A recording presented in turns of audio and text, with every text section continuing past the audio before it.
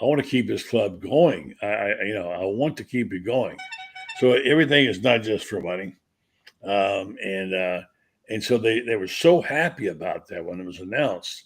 And tonight, Todd was at Golden Ocala on a special night. None of the media there were there to cover it, and he talked to the group. I can't wait to hear what my friend said about what he said. So Todd's showing his true colors, picking up a lot of momentum, and that's a fresh thing to have and good thing to hear, isn't it?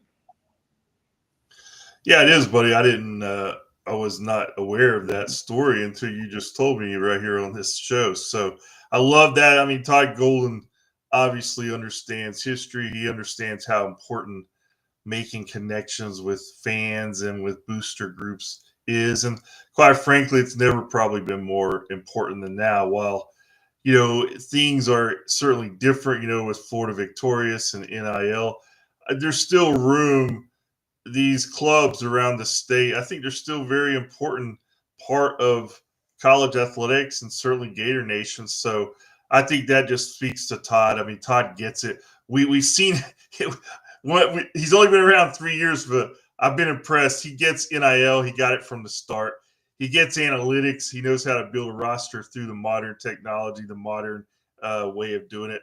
But to hear that he also knows that the old school ways are important too, and those clubs like you mentioned, hey man, those people probably care about Gator basketball as much as anybody. So to kind of embrace that and welcome them to this new world and to be a part of it, that's props to Todd. I give him credit there.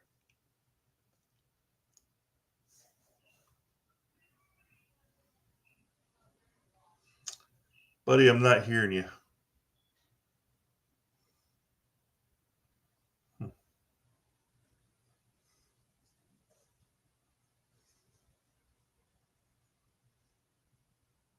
Let's see here.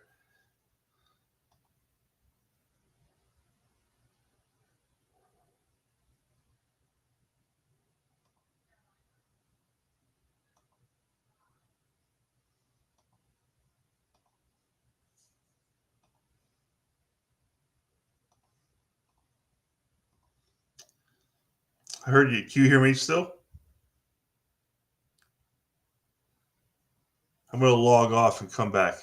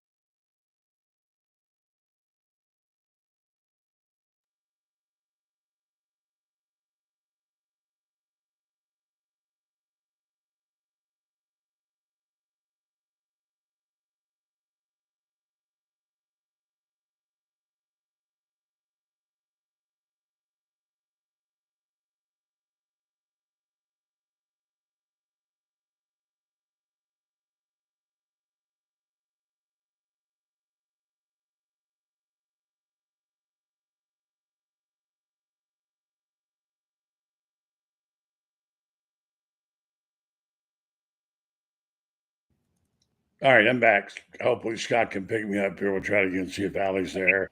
Allie, are you I'm here. I can hear you. okay? I don't know what happened. Let me get Scott back and see. All right, Scott, you got me now?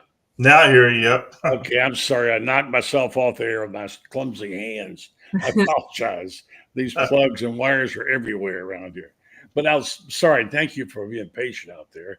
And Allie, thanks for holding on. And good evening. Say good evening to Scott. Hello, Scott. How are you? Hey, you doing all right? I'm doing good. You doing all right? It's the week. It is here.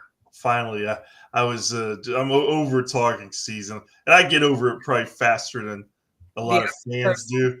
But I'm ready for some actual games. Yeah, me too. Yeah, and by the way, this is one of my favorite tandems, one of my favorite nights to have you two on, because you're two of the more honest but positive people that I know of. And you're not afraid to say it when it's not right, but you also know how to preach it when it's good. And I would say, and I wrote this earlier today, it feels like to me in recent days, of course, I know I'm kind of a homer in that regard, but it feels like the conversation, Scott, you capped it off with your comment today on Twitter, that where I've heard Billy Napier in a different mode since Monday. And I tried to really think about it, why.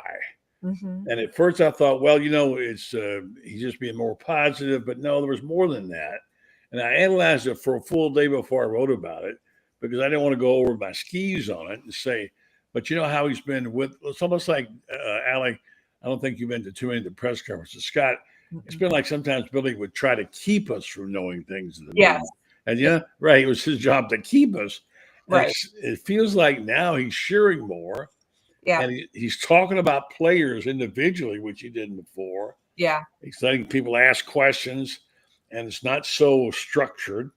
And his comments during the press conference led me to believe that he's so thrilled with his team. And I said in this thing, and I'm going to shut up, but I said it wasn't just words. Mm-hmm. It was like conviction. Yeah. He actually spoke with conviction. It's the difference in going to hear a guy speak and hear a guy preach. When a guy preaches with conviction, you feel it. So he didn't go over the top, and he didn't tell us a lot of things we wanted to know. But he did share and say to us, hey, I like this team. They're good. And he went through the rooms and named people again.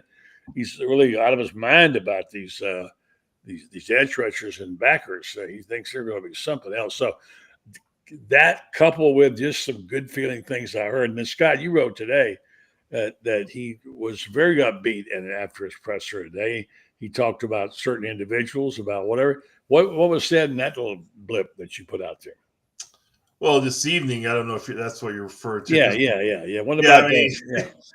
So one of the guys just asked him, if he had any kind of rituals during the game week or anything, and he just says, "Look, man, I love being in season. People bother me a lot less." And then he goes down. Today was an incredible day. He said that he had a goal line meeting, a red zone meeting, and some other meeting, and he had more meetings, and he had practice. It was a football geek kind of moment there. But he admits that that's who he is. He loves just getting his hands dirty in the film room. Loves teaching. Loves that part of the game that is out of the spotlight. I think that's probably what he loves the most about his job. So you could tell he's in his element today, and that was what that tweet was more or less about. You could just tell this is a guy, he's doing what he's supposed to be doing. Yeah, and I think it's like just going through the motions. We're bigger, we're faster, we're stronger, we got all those muscles. But hey, we're really good in this position. We really like these edge rushers. We like this, and it's not just hollow. It's just a hollow conversation. Anyway, it seems to me that he has been the most positive in a real way that at any time I remember hearing him talking in the last 4 years. Scott, you heard them all. Allie, you've heard a lot of them. What do you guys think? I mean, I think this is what you want out of your coach year 4. Yes, exactly. He preached patience. He preached building the roster the right way. So at this moment, he's handpicked 99.9% of this roster. And so I love that he feels good about the choices that he has made. We have given him the time to build it the way that he wanted to. And now, the proof is going to be in the pudding when they take the field. But it's not surprising to me to hear that he loves this team or thinks it's the best one he has, because he believes in his process, and his process brought us to this moment. But I try to be really level-headed when I look at these teams and the reports out of practice and different stuff. But I'll tell you what, I am excited for kickoff. I am excited to see what this team can do. I'm in no way predicting a national championship, but I just feel so many similar vibes to what happened in 05 and 06. And because I was on campus during that time, I relate to that time period, I think. And this team is special. I think their chemistry is special. So whether that results in wins, we're going to see. But I love the culture that's in this locker room. Well said. And I think he's proud of what he built. Yeah. And he used his own process to build it. And you look at the product, as we can evaluate, Scott, we don't really know. But when you start talking about it, breaking it down and trying to be a little bit football geekish and looking at these rooms and these players we've seen, you say, damn, they got some ball players here. Every room is, I wouldn't say stacked, but there's not a bad room in this hotel called Billy Napier. No, he's stocked the roster, as we've talked about, with the best, I think, since 6 years is what I've said, since 19. And again, what Allie says, the whole culture thing, you hear that, but when you see it, it's different than hearing it. And I've seen it enough. And let's face it. I mean, it's not been a very smooth road at times to this place. We all know just 10 months ago, 11 months ago, I mean, it was pretty rocky. Yeah. But sometimes it just goes to show you, like I've always thought that if you're really going to bring in a new coach, and this would be any coach in my opinion, not just Billy Napier. I mean, I think to me, they almost, in this landscape, you almost have to give them 4 years or so to really have a chance. I mean, I know people say, well, you can rebuild your roster in the portal, and why does this coach over here be able to do it? But to have sustained success, the kind of success that I know Florida wants, I know the fans want, it does take time sometimes. And it's the difference between building a team and building a program. Yes. You can probably build a team. Look at Florida State 2 years ago. Yeah. And look at Florida State the year after. They built a team in the transfer portal that was good for one season. Billy Napier's trying to build a program that he's hoping is going to be sustained for a decade. And, whether he's successful or not remains to be seen, but it's a totally different philosophy because the outcome he wants is different. Yeah, I agree. And there's been times when I've seen it unfold these last 3 years. I'm like, man, is it really going to happen? Because, what you said about Florida State, that catches your attention. Wow, he turned it around so fast, and look at that team. But then again, you saw what happened last year. Mm-hmm. So we all know it's a very important year for the program. I think it's in a really good place. I think they have the players to have the kind of season that they want to. But as you guys said, we'll all see it together on Saturdays. And I'm just glad it's Saturdays here, guys. Now, if they were to go out and lay an egg against Long Island, I'm retiring. So I think your job is safe. Don't worry, we'll be on that same island with you. Yeah. We'll be doing fishing columns or something. Yes. Yeah. So I really I like what this team is. I like the coaches. I like it. There's some things we'd like to know more about, like play calling, etc. Mm-hmm. But people who really know about play calling, like Shane Matthews, keep telling me, buddy, it's not the play calling. He says you can take the best play callers out there, including HBC. He's going to have some times when plays don't work. Mm-hmm. And you're going to have people unhappy. Not every play works perfectly, right?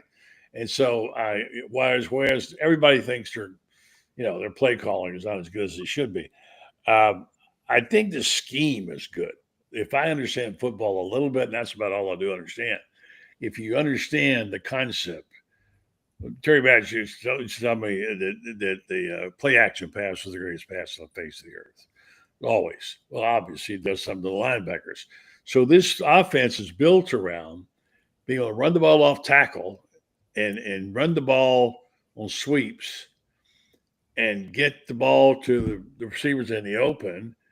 But his offensive line, as good as there is now, if they had no DJ Lagway, now I'm not saying that they shouldn't, nor am I saying they would be as good, they could still put a good team on the field and move the football because they can run the football, and they've got some not just good running backs, some terrific running backs, and an offensive line, and you get a quarterback who can throw the ball to the tight end every now and then, you got something. So I think they got a lot of pieces, Allie, that really look good.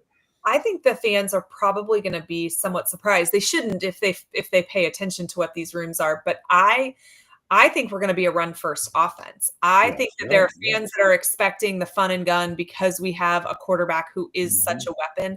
But I think we would be insane not to use this running back room to the best of our abilities. And so and Coach Napier has been a run first team as long as he's been at Florida. You look at what he did previous stops, like that is his bread and butter. So I think having an incredibly dynamic dual threat quarterback with a hell of an arm is going to be a great complement to that room. But I still think it will be run first because that's how good that room is.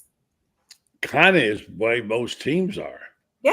And he's always like, he runs a balanced offense. So it's not even necessarily that it's not going to be like 70-30, but if it leans one way or the other, it's going to lean towards the running back room.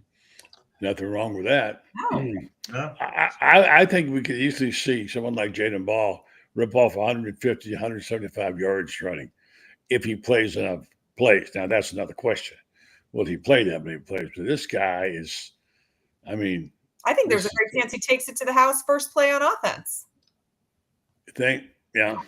I think they're going to have a lot of chances to take it to the house Saturday. Yeah. I think you're going to see a lot of. That's actually what we should be more concerned with. I think you're going to see a lot of big plays, running game and passing game if they want to. Billy's not going to run it up if they're up 50-0 at halftime. But I think this is a game where if they wanted to, they could easily probably score 80 or 90.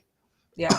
But I also hope they don't keep young guys from scoring because this is a great opportunity for talent that is maybe not going to have a ton of chances moving forward, moving into this like gauntlet of a schedule. So let's let the young guys get some experience. And my least favorite thing ever is when you put backups and walk-ons and, third string guys in, and then you tell them not to score or not to do their best. Let them loose. Let them have a fun day. This might be the only time they play. It might be their only scoring opportunity. Let's go. This is their Super Bowl. I'm here for that. Yeah, I'm all for that too. Because, like you said, it may be their only chance, and it's a memory that they'll have forever. Whereas Jaden Ball is going to have a few touchdowns this year, I think. Yeah, I think so. And there's some reward for the same hard work that those players are putting in. And your third and fourth string guys, they have to be at practice for your first string guys to be able to be successful. So I say we reward them. We let them run. Let's score a ton of points. And as Coach Spurrier would say, it's my job to score. It's their job to stop me. That's right.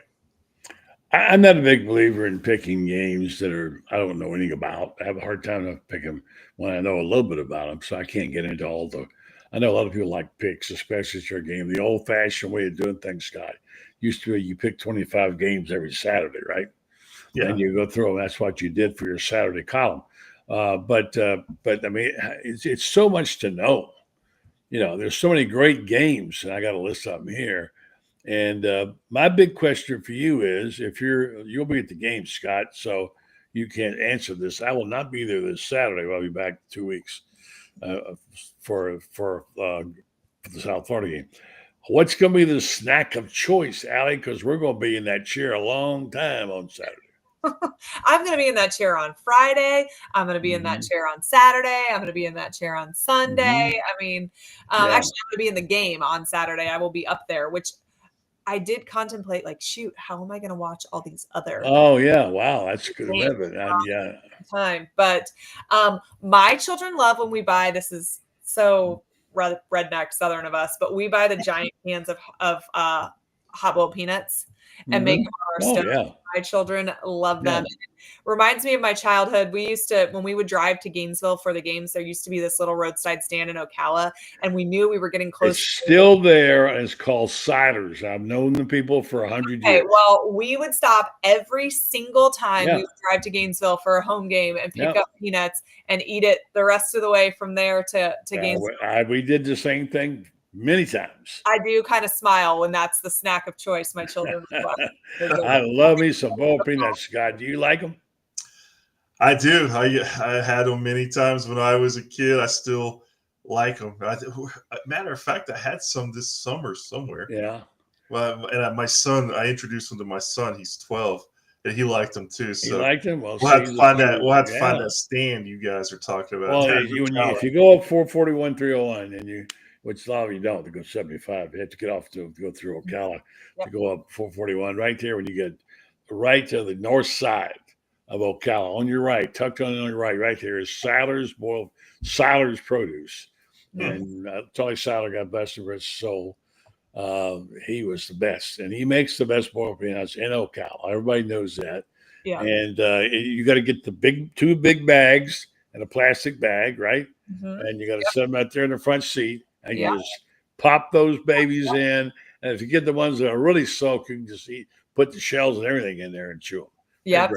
Dan Bond says boiled peanuts and mullet dip just past Stark from Jacksonville. And that is true too. That's a Florida, Georgia tradition for us going that way. But when Eric played in the CFL, I made them for a tailgate before one of their games. Did and these you really? No idea what to do with me already. Like, first game, I walked in cowboy boots and sundresses. I was the only person in the entire stadium not in a jersey. Like, you could have played Where's Waldo with me. Like, I'm the only person standing on my chair screaming. Everybody around is like sitting and golf clapping. Like, no one had any idea what to do with me. But I made these, and every one of Eric's roommates, their girlfriends would come over. They were like, "What are those disgusting? They smell terrible. Why would you eat?" No, man, they don't smell. They smell great. No appreciation for hot boiled peanuts in Canada. And they like poutine. How's that work? Poutine, yes. Yeah. I mean, that's like that's almost like being a communist to say that. You know what I'm saying? They were like, could not fathom the idea of soggy peanuts. It was not for them. But. Dude, you just don't know what you're missing. As other people are saying online, they love them. Yeah. And here's several comments. I've tried to post a couple. Let's see what you got here, if I can get it off the screen. But yeah, it's all part of it. Let's see what. Yeah, we got a comment from Dan who says my family in Georgia used to bring monster boiled peanuts for UF Georgia. Yeah, I don't know if they could be any better in the Georgia side than they are there in Ocala. And my friend Richard Barber, a classmate, is one of the peanut kings. And he sells a ton of peanuts. If you eat a payday bar, you probably eat Richard's peanuts. So we know about peanuts in Ocala. I love them. I was driving up to the SEC Media Day. It's been 3 or 4 years ago. Yeah. And I've been up through that way so many times in my life, up 75, and always saw the signs going over to Plains, Georgia, Jimmy Carter's hometown. Yep. I finally went over there, and I stopped there, and guess what? I got some peanuts. Absolutely, yeah. And by the way, just so you know, folks, Robert, come on. You don't know. These things are biodegradable, okay? What do you mean don't throw the shells out the window? Well, first of all, you don't. You have a plastic bag. If you go to a reputable peanut vendor and you put them there. But if you didn't throw them out the window, what does it hurt? It's biodegradable. It's not already anything. It's not littering, whatever. So anyway, Jamie Colette says y'all should try swamp cabbage and mullet. I've had swamp cabbage. I've had mullet, but not together. So we're talking redneck Florida food.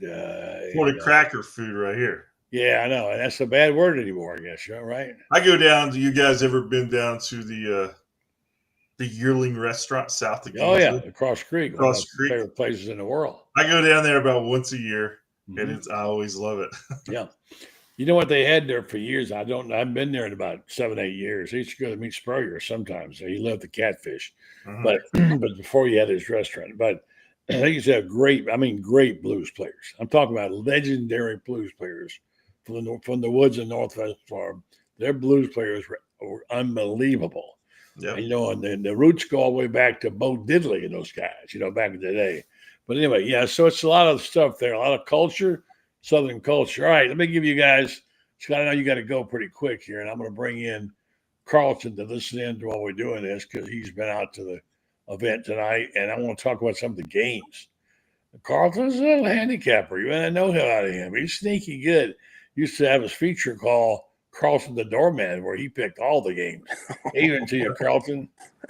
How we doing, guys? Hey, Carlton. Remember that? I picked them all. I didn't pick them all correctly, though. But you took it seriously. You had formulas and all kinds of slide rules. I still do it. I have a ranking system I've been doing since 1984. I was in high school. Oh, my gosh. Wow. Me and a buddy of mine started doing it when Florida was going on probation. So we would have our own rankings. We didn't like and I kept doing it. And it's a kind of a computerized thing. I do it for fun now. But Florida's in my top 5, believe it or not, because I base it a lot on last year's rating, returning starters coming back, and whether your quarterback's coming back. And it loves Florida. It has Texas number 1. Well, go ahead and give us your top 10 if you know it. Yeah, I don't know it off the top of my head. I do know that Georgia is barely in my top 25. Wow. Based on that algorithm, it doesn't take into. I think them not having their quarterback is a big factor. Miami's not high at all. Notre Dame, Penn State's very high. Penn State's in the top 5. Texas, Florida. I think Notre Dame's in there. Ohio State's up there too. Doesn't like the SEC school. Likes Florida and Alabama a lot. My system does. Well, FanDuel has Gator says is a 45.5 point home favorite. The total is 55 points. Carlson, or you go that way? You going to take the points? I'm giving all the points for Florida this weekend. My goodness. I'm just asking. Pick your score. All right. I got a whole schedule here. And of course, we know Notre Dame plays Sunday against Miami. Mm-hmm. I think Notre Dame will. True Catholics versus convicts. I'm very excited. That's right. All very appropriate to be on a Sunday. I'm going with the Catholics here myself, but yeah. I got all the games here, the top 25, and it's bonanza. It's the greatest opening Saturday I can ever remember in my lifetime. It's amazing. Yeah, and aside from the obvious Texas, Ohio State at noon, what are the 2 or 3 games that I'll be watching them all I can if my TV provider decides to let me be able to get. They've changed the rules here. There's where you can't get ESPN Plus anymore, and I'm having a struggle. I'm on the phone literally for a day and a half with people trying to figure out why, when they changed the way you get ESPN, you knocked off my ability to get ESPN Plus. So anything that's not on the regular network, I'm having hard. I might not be able to get the Florida game. I don't know. So that's going to tick me off. Anyway, so games that we want to see, that we would like to see, if you can only see 3 of the games, not kind of including Texas, Ohio State, what games will we pick? Who wants to go first? I'll go because I got a weird one, I think. I'm really curious about that Auburn-Baylor game. Okay. That game being, at Baylor, a tough start. Hugh Freeze needs this. And I don't know that's going to dictate so much. And Auburn's an interesting program this year to look at. Of course, LSU Clemson's a kind of an obvious pick. It's a big game. I don't really know what other games besides Auburn Baylor just intrigues me to no end. Well, it looks like you might get it on TV, but the split they had with the 2 networks looked like it was threatening some people to be able to see that game. I'm told. I have my own problems. Here's one you got to think about: Clemson, LSU. Number 4, Clemson. And I would think it'd be on my list. Would it be on your guys? It's absolutely on mine. I think these are 2, playoff hopefuls. Everything that you hear about Clemson is, I think everybody's really high on them. It's interesting because Dabo kind of changed his stance on the transfer portal a little bit. He's dipping his toe in, so to speak. And, I'm interested to see the outcomes there. But you have 2 returning veteran quarterbacks, 2 really good head coaches. And, we have no idea what we're going to get from LSU because their entire team is essentially built out of the transfer portal outside of Nussmeier. So I just think that one is intriguing. Plus the Death Valley versus Death Valley, Tigers versus Tigers. Like, it's just, I think there's a lot of cool storylines. Mm-hmm. Scott? Well, I'm looking at the schedule here. The Duquesne Pittsburgh guy. I'm just joking. This is weird. It's not even on Saturday. I've become kind of a closet Colorado observer, and I'm curious to see what they look like without Deion's sons, and maybe that they open against Georgia Tech. I'll be watching that game on Friday. I don't know. I don't know if anybody else cares about that game, but it's Friday games. Why not? I kind of like that game. I mean, the one that I'm wanting to watch, like everybody else, is Texas Ohio State. Yeah, I mean, that's the one, and I just hope. Ohio State's probably my least favorite program, so I'll be a Longhorn that day. I want to tell you folks about, I forgot my sponsor, but I want to go ahead and say the other game I think that I want to pay attention to, just because I want to see how big regress or progress, is the Florida State game. And they're 13.5-point underdogs to Alabama. They could get hammered. And if they do, but it's changed the whole complexion of what's ahead for Mike Norvell. That's for sure. So, all right, let me do this real quick. I want to tell folks, remind you this program is brought to you in part by our friends at Meldon Law. Jeffrey was at the today Golden Ocala for the Todd Golden deal. I saw him there. In fact, I got a picture of him someplace there, and he's very happy about that. They are very happy also to serve you in law. We get talking about Florida and about all the things going on there, and we forget about the fact that that there's law involved here. If you need a lawyer, I can only say to you, do what many of us do, including myself. That is to get a hold of Meldon Law at one of the locations, Ocala, Gainesville, Lake City, or Williston, and ask them for help. And if they can't do it in their office, and chances are they can, they also expanded to 50 people now from 12, and they also have an office in South Florida. They will direct you someplace where people can help you. And of course, there's no bigger Gator than Jeffrey. He loves the Gators. Everything he talks about does. His money, he's done great things for the school. Sponsors this program and does other things. Meldon Law, they want back down. Other games. You got any other games we want to look at, guys? USF Boise State. I think that, Boise State is a playoff team. We get a look at what Alex Golich has done with another year under his belt at USF, and it's our opponent the next week. So I think that game's intriguing. Right.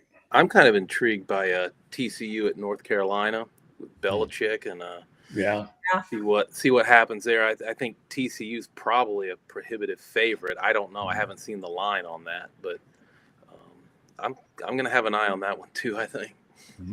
I'm kind of like, does UCF I'm looking at, I know Nebraska plays. They intrigue me because is that program ever going to come back? And then you have UCF with Scott Frost back. That's very intriguing to me. Yeah. It just, I think he'll probably do well again there. I just have a feeling he will. Well, he's going to need to. That program has really gotten rid off the sunset. Tennessee, Syracuse, I guess they'll be interested. It's a late game, I believe, on Friday and Saturday. What's 12 p.m.? Is that noon or midnight? I forgot now. That's noon. Okay, thank you. All right, so I'll say good night to Scott. Let him go. Scott, thank you so much. You can read him on FloridaGators.com.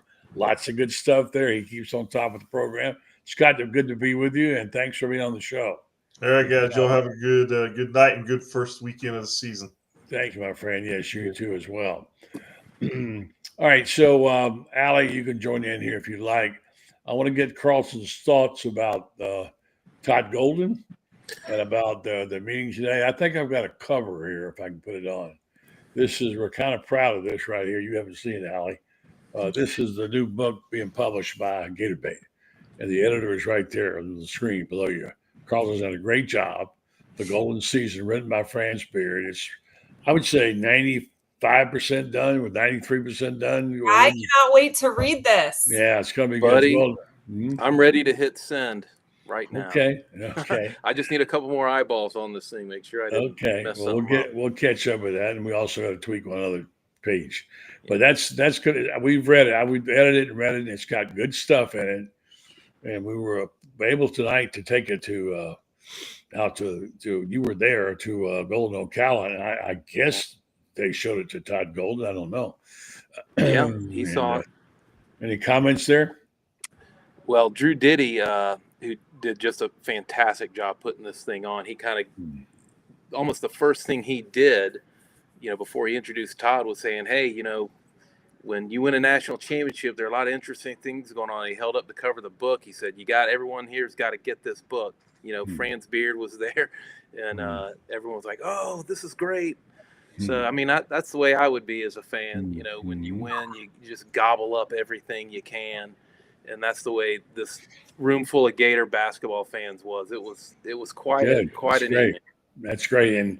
And I will say that this is really from the inside.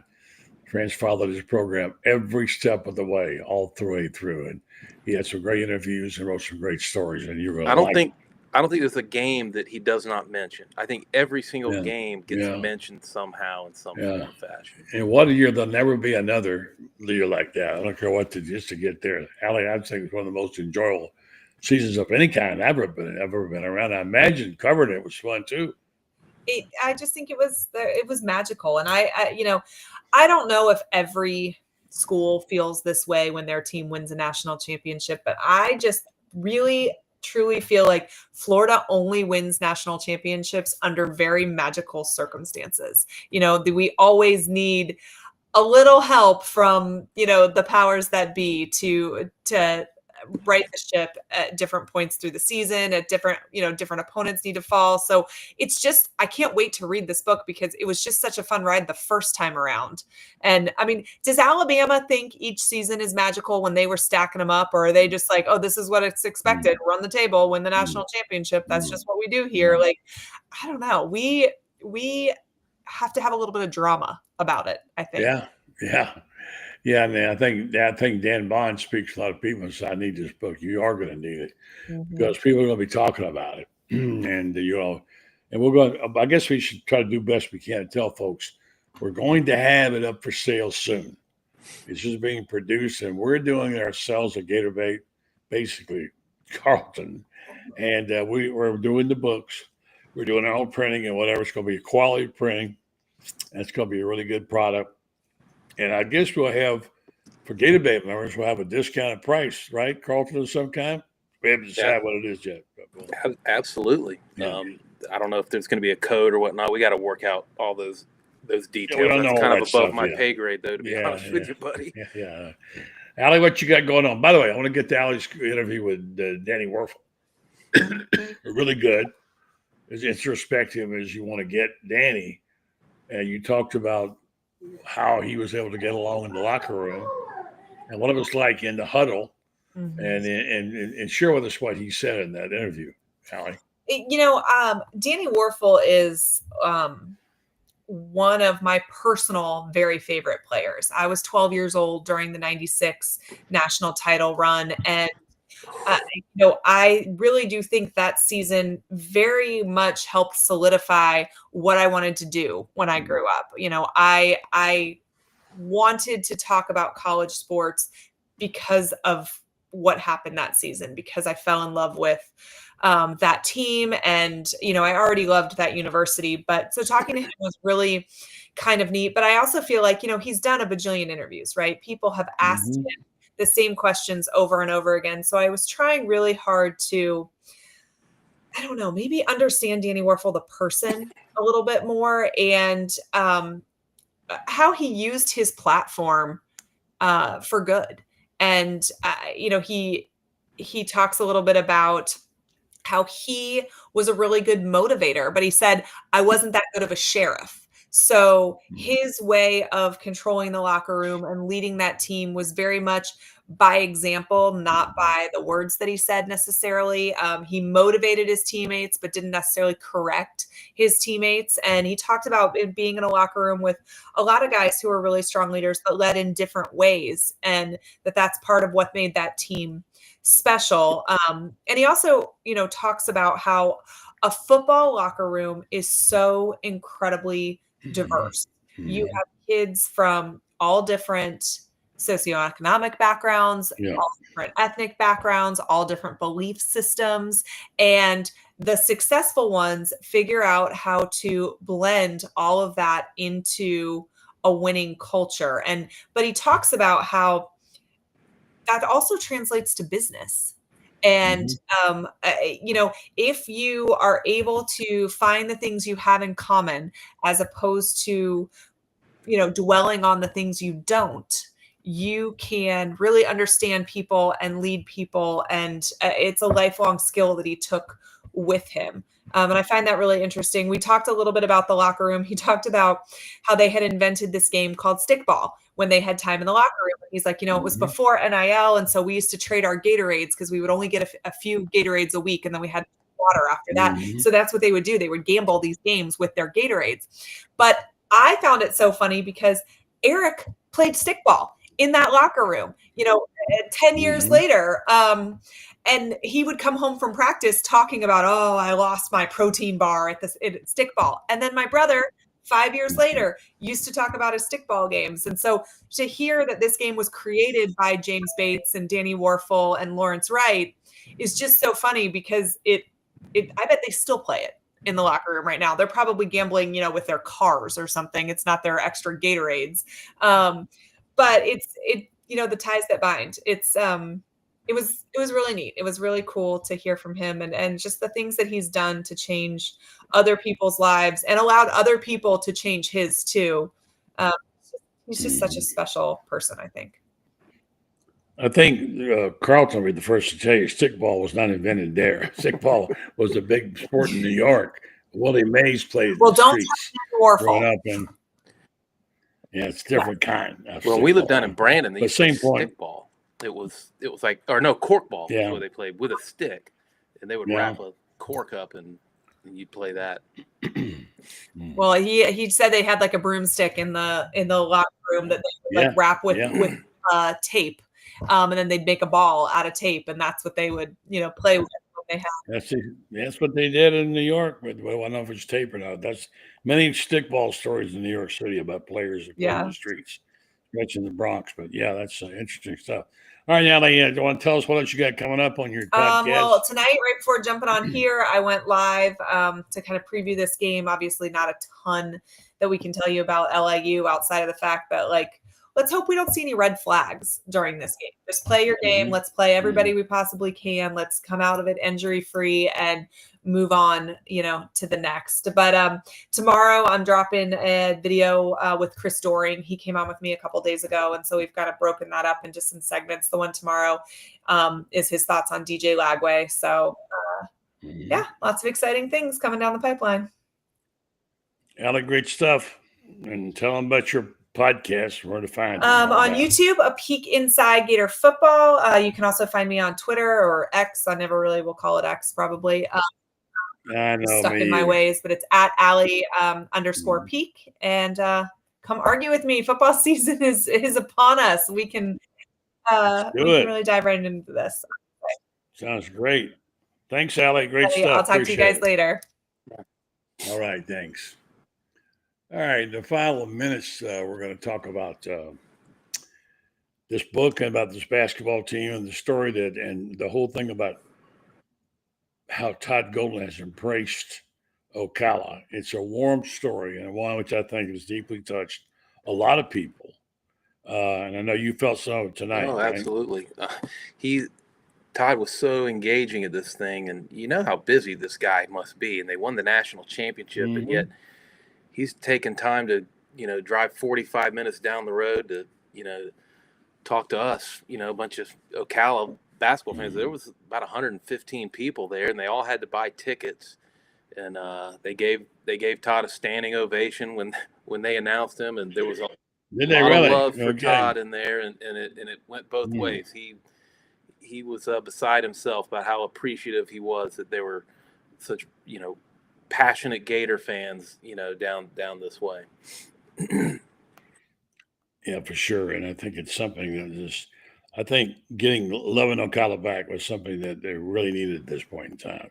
Both the basketball team and Ocala needed it. And I think the love that we've had for Augie Griner all these years, how much we respected him, and all these people working behind the scenes to say, looky over here, Todd, this guy was a great guy. He helped build basketball. And finally somebody got to him and he heard it. Yeah. And he listened and he responded in a very positive way. It was just, I think, a very heartwarming story. And in an age, we said, not to be redundant, where, it's not the money, the almighty dollar is what rules. So anyway, so thanks a lot. Good job on the book. I can't wait till it comes out, and we'll tell people, we'll come on here every week and tell people how to get a hold of this and what to do with it. And we'll keep you in the loop. Make sure if you're a member of Gator Bait, if you're not, join, because you get a nice discount if you do, and you're going to want to have one for this book, and you save a lot of money. And we're already getting requests. We'll be able to order them, advanced order them. Yeah, I had people coming up to me at the Todd Golden thing at the tip-off club already saying, "Put me down for 2 books," and so I hope they email me to remind me. I wrote down all the names. Yeah. Yeah, for sure. And that's all right. Well, thanks a lot, man. I appreciate it. Thank you, buddy.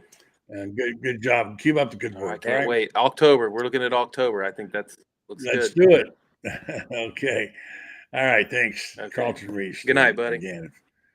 Night. Thank you. All right. So, folks, I'm going to wrap it up here with some conversation about Titan MRI. And I don't even really need to have a copy because I know it so well. Titan MRI is a very expanding business and one that's been very popular.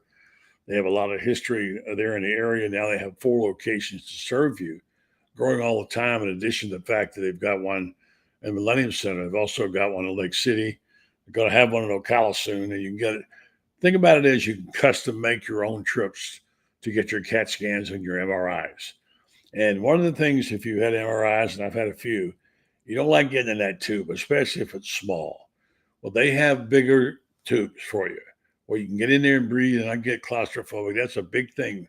And you're going to be in there 20 minutes or so, and it gets a little rough on you. And if you have one of those people who have a problem, this is the place to go. And the other thing is, if you work all day, you can't get off and go get your MRI, well, they'll make an appointment for you at night if you want to go there and to make it easier. And they have it down that will take your insurance if you need, or they have a self-pay plan that you can enroll in and be a part of that as well. And they want you to know they're about the customer and customer service. Titan MRI and imaging, and they will take care of your business now. Soon to come into Ocala. Thanks for a great show tonight, folks. Appreciate it. Sorry about the technical problems, but we got them all resolved. And we had a good group of people, Scott Carter and Alec Pete Wilbur, and of course, Carlton Reese. And thank you for that. And stay tuned for more information tomorrow night. We'll have on the book. We'll keep you informed on that. So we hope you'll stay with us and continue to come back. And we love doing the show. We love doing the show for you and with you. And we love your comments. So when you log on there, we have some good comments too as well for that. So continue to do that. I do appreciate it. And have a great night. And we'll talk to you tomorrow.